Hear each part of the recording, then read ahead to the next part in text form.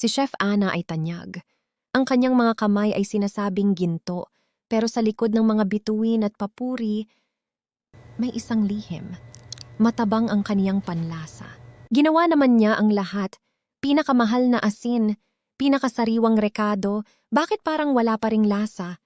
Minsan kasi, hindi ang dila ang nawawalan ng panlasa, kundi ang puso. Sa gitna ng kanyang paglalakbay, may isang tanawin ang pumukaw sa kanyang pansin.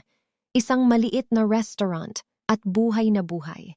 Hindi niya alam kung bakit, pero may kung anong humila sa kanya. Isang init na matagal na niyang hindi naramdaman.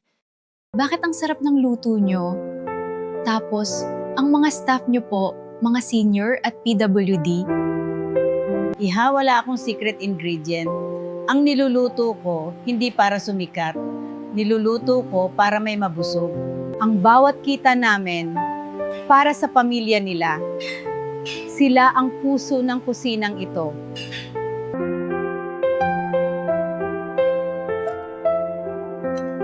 Lasang tahanan, lasang pag-asa. Kapag puso ang inihalo mo sa sabaw, kaluluwa ang nabubusog mo. Ang tunay na sarap, hindi nasusukat sa teknik, kundi sa pag-ibig na pangunahing sangkap. Kung gusto ninyo rin maramdaman ang init ng puso sa bawat putahe, pindutin ang like at subscribe. Sama-sama tayong magbahagi ng pagmamahal sa bawat luto. Subscribe and join the Kai_Vegan Circle. One short video, one brighter day. Laban lang.